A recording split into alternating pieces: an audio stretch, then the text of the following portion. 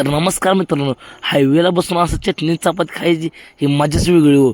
तर बघा चला पुढं मित्रांनो, आम्ही असं निवांत बसलेलो बघा. आता आपला काही सकाळी नंबर नव्हता, मग आंघोळ बिंघोळ झाली. चला म्हणलं आता कसं काय तर नाश्ता करावं लागतं. नाश्ता काय करणं, चपाती आणि चटणी आणलेल्या. मग त्यात रट्टा वड्या चालू केलं बघा. रोहित काय बिस्किट होता, त्यामुळे रोहित बिस्किट खायला चालू केलं. रांजणकर सगळं असं हायवेच्या कडेला निवांत बसलेलं. मग आता चला म्हणलं सकाळ सकाळ मस्तपैकी नाश्ता करून घेतला. तेवढ्या तिघाला बघा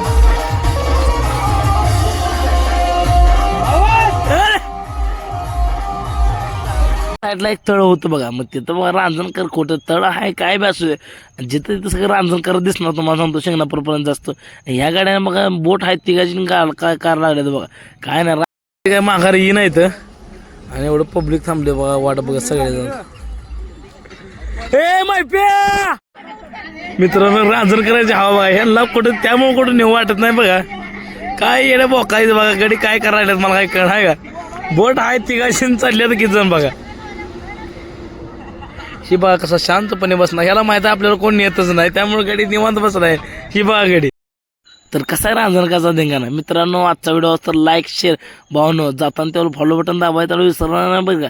तेवढ्यात बोट पलटी होता वाचलेली. तरी हिशोबान चालवा म्हणलं. होय एका बोटात किती 5-5 जण 10 जण चढत होते. धन्यवाद.